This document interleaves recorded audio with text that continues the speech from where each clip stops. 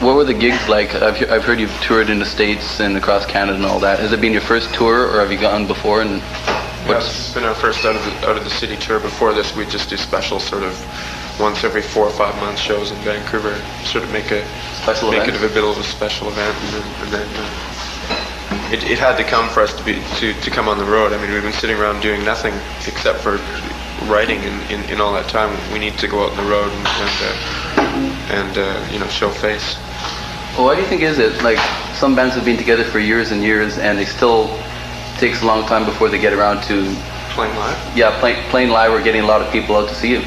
And you've been, I understand, successful wherever you go. And like, why do you think? I think it's a matter of exposing yourself to the right audience in the right way.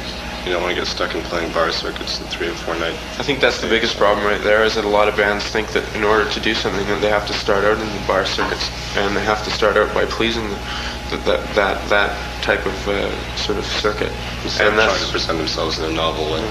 And that in itself will be the death of every band, the way we feel. We would never play in a club or 2 sets or play cover songs unless that we mutated them or something. What are some, there's definitely many benefits. The benefits and downers, I guess, for being on the independent records. Benefits? Sure. The benefits are you have total control over what you want to release and how you want it to be done. You have a good knowledge of what's happening with where the record is being, where it's going. You have a good knowledge of what it's actually doing, versus with the major label, it goes out and it sits there on a shelf. You have no idea what it's doing, where it's been, what promotion's been done.